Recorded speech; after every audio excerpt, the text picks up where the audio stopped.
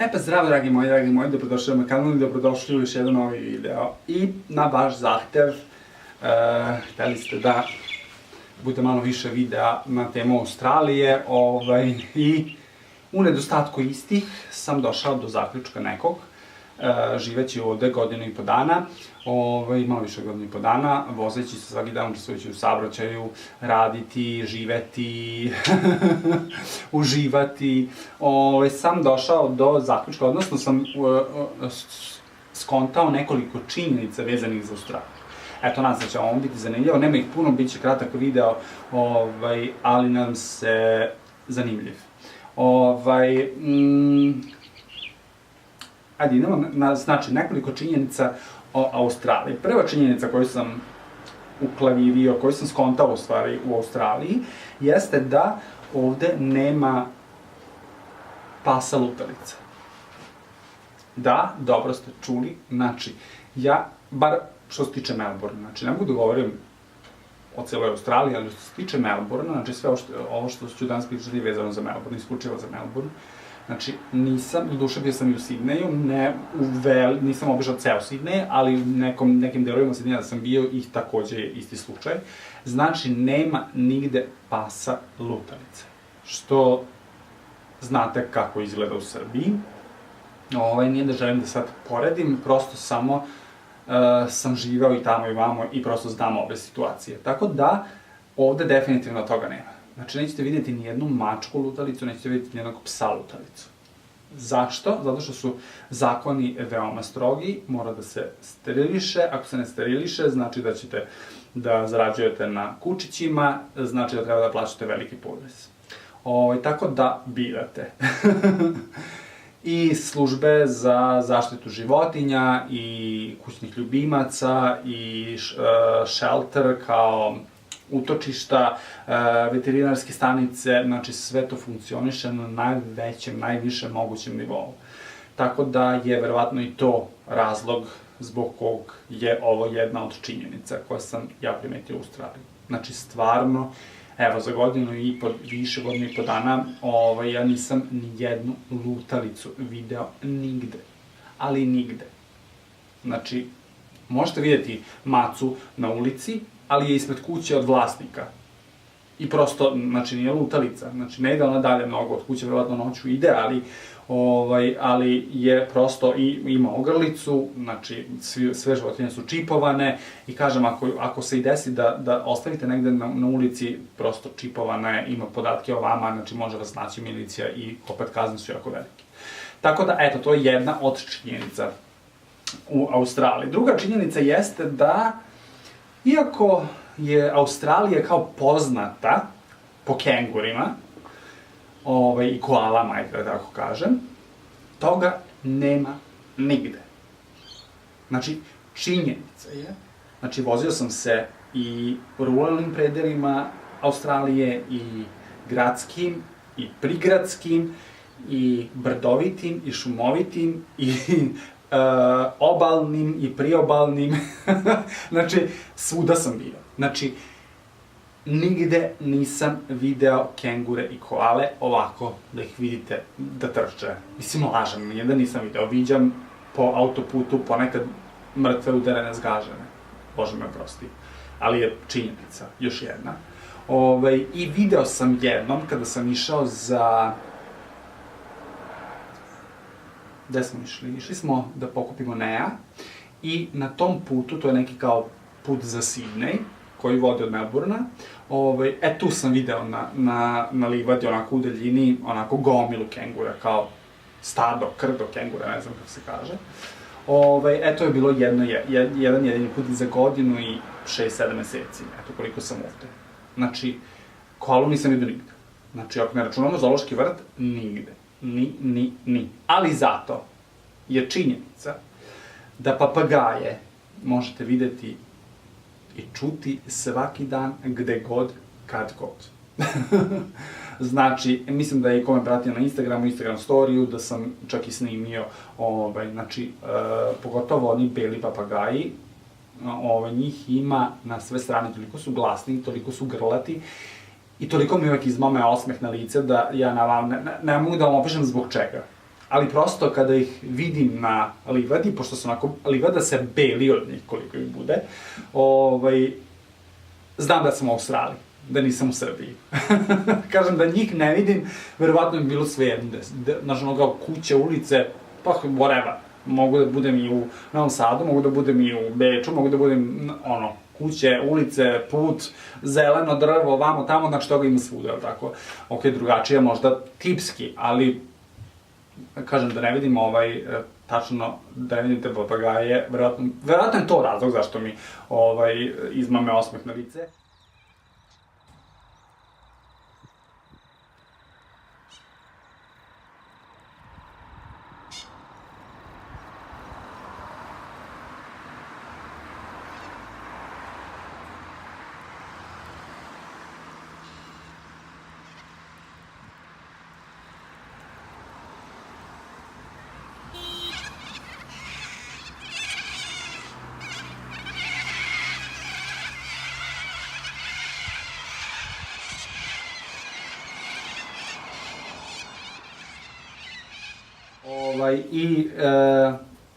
Pogotovo u toj ulici kada krenem na posao, kad stignem na posao, pa pre nego što uđem u salon, ima jedna ulica dugačka kojom prođem peške, gde parkiram kola, i prosto imamo onako između puteva, znači imate jedan put koji ide ovamo, jedan put koji ide ovamo i sad između imate ono ostrvo zeleno i sad tu ima onako malo pa drvo i krošnja i pune krošnje budu onih zeleno-crveno-žutih papagaja manjih, oni su manji, ovi beli su veći, ovi su oni mali, šareni, to se ori grana, ori krošnja. Znači, mislim da sam vam i to snimio, prosto ko me vrati na Instagram storiju, je imao prilike da čuje i da vidi, mislim, ne vidi se papagaji zato što je krošnja zelena, oni su zeleni, ali se čuju, znači, toliko su glasni, toliko pevaju, da je prosto, eto, i to je još jedan moment koji je ovako super. I još jedna od činjenica.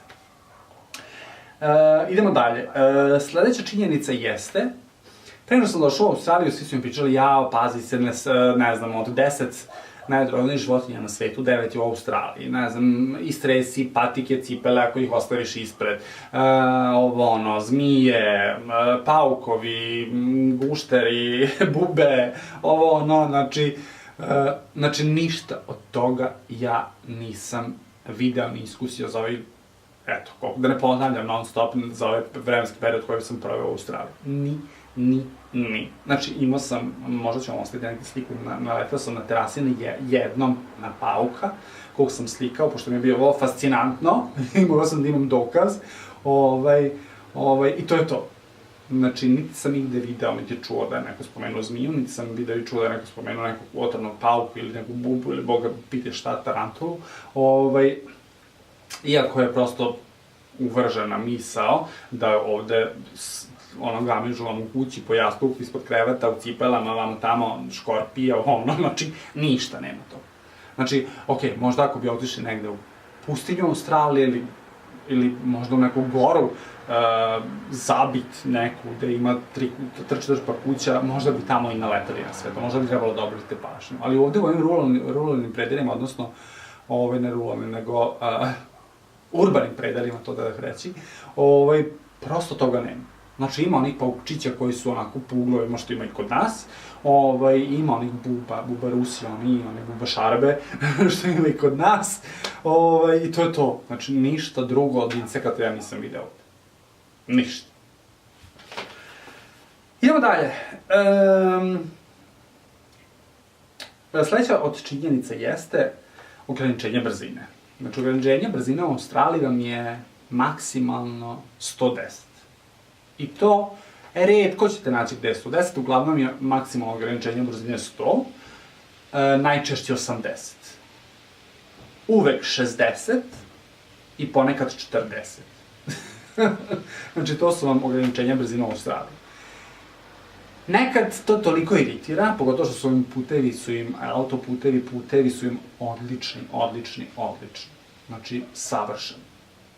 I prosto kad nađete se na autoputu koji je maltene prazan i vi morate da vozite 80.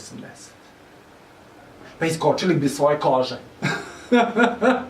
Mislim, ja nisam neki ljubitelj brze vožnje, da se razumemo, ja nikad nisam vozio više od, nemam pojma, 150, 160, ali da, mislim da bi trebalo da bude ograničenje brzine neko što u Evropi, u većini delova u Evropi, 130 na autoputevima. Tako da, eto, to je još jedna od činjenice. I do duše, mnogi poštuju jako. Znači, u tim delovima oko škola je 40, znači ne možete ići više od 40 i prosto imaju i oni koji stoje i prevode decu preko pešačkih prelaza, imaju one znakove slow down, stop, kamere su na sve strane koje funkcionišu, veruj da mi dobio sam se kazni za ovih godinu dana, nisam u Srbiji dobio toliko kazni koliko sam ovde dobio kazni za prekršenje brzine za jedan. Dok nisam naučio gde su, naravno. Tako da, da, i stvarno se onako većina ljudi pridržava ograničenja brzine, jer prosto kažem velike su kazne, rigorozni su, oduzimaju i poene, odnosno bodove na one na vozačkoj dozvoli, tako da, da, to je još jedna od činjenica. Idemo dalje, sledeća činjenica jeste, i čini mi se da je... Ne, ima još par. Sledeća činjenica jeste da svi motociklisti i biciklisti nose kacige. Znači, nećete videti ni jednog osobu, mladu, staru, mušku, žensku, dete, nećete videti da je na nekom prevoznom sredstvu, bilo kom koji ima točkove. Znači, da li su to rošule, da li je to trotinet, da li je to skateboard, da li je to bicikli, da li je to tricikli, da li je to motocikli, da li je to motor. Znači, nećete videti osobu na točkovima bez kacige.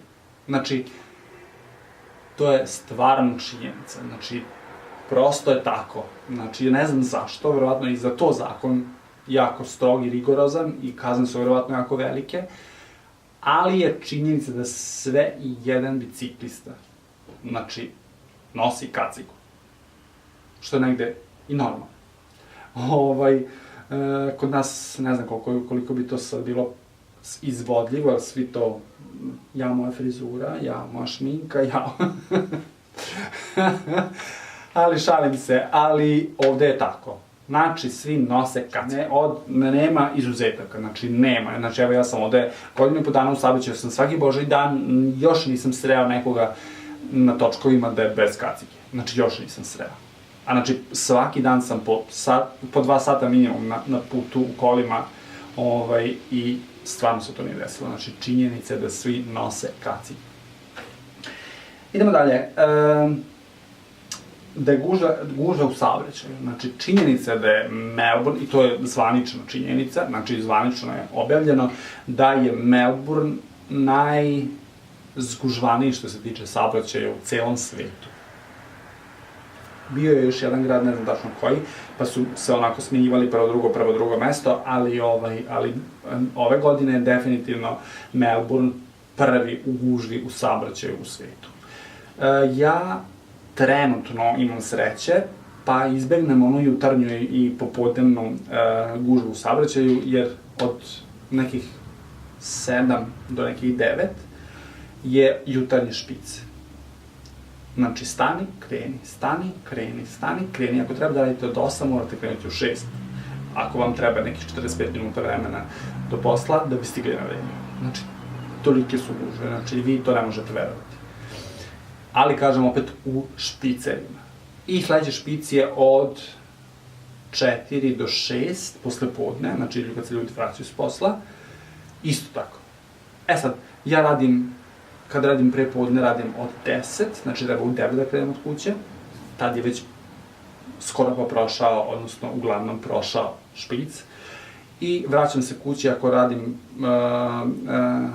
pre podne, vraćam se kući u 6, znači između 6 i 7 sam na autoputu, nema gužve, već je kraj špica, ili ako radim posle podne, vraćam se kući u 9 uveče, tako da tada već nema gužve. Ali, ko se nađe u toj gužvi i što si bliže gradu i što si bliže samom centru Melbourna, to da reći jeste gužva veća, naravno. To bi bilo to. Znači, šta nam je još ostalo? Ostalo nam je... imam jednu činjenicu da stvarno svi govore yes, please. Znači, gde god da ste. Znači, ako tražite, ako vas nešto pita, ako tražite da kupite hleb, ako tražite da kupite nešto u prodavnici, ako tražite da kupite nešto u butiku, ako ste u pošti, ako ste u... gde god. Znači, kada god imate kontakt sa ljudima i on vas nešto pita, odnosno, ne znam, ja vas pitam, hoćete prane kose, šišanje i feniranje? Yes, please. Znači, uvek je odgovor yes, please. Hoćete kilogram belog hleba? Yes, please.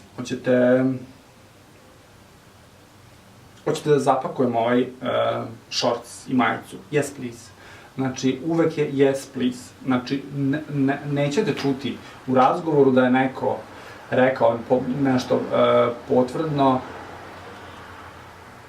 Ja sad razmišljam u momentu kad sam rekao potvrdno, da li kad kažete no thank you. Kad kažete negativno, odnosno kad kažete ne ili kad kažete da, znači yes and no, yes please, no thank you. Znači, uvek, u svakom momentu, Eto, to nije možda Bog zna kakva činjenica, ali je činjenica. I, da, ograničenje brzine i poštovanja u saobraćaju, to sam već spomenuo, tako da to bi bilo to, dragi moji, drage moje. Eto, nadam se da sam još malo približio Australiju i prosto sam život u Australiji. To su neke činjenice i zapažanja koje sam ja kao posmatrač i kao učesnik zapazio, uočio, skontao. Tako da, eto, nadam se da vam je bilo zanimljivo, koliko i meni da podelim ovo sve sa vama. Ako imate bilo kakvo pitanje, komentar, slobodno u komentarima, odredku za komentare, ja rado odgovaram na sve jedno vaše pitanje, kritiku, pohvalu, ne mogu baš da primim pohvalu, prosto ne znam kako bih reagovao u tom momentu, ali mi je svakako u svakom slučaju drago kad ga to uradite. I da, ako vam se svidio ovaj video, ako vam se sviđam ja, znate proceduru, subscribe, share, like, pritisnite ovo zvonce dole da vas obavite svakom narednom video i do tada ljubi vas i voli vaš Deki. Bye!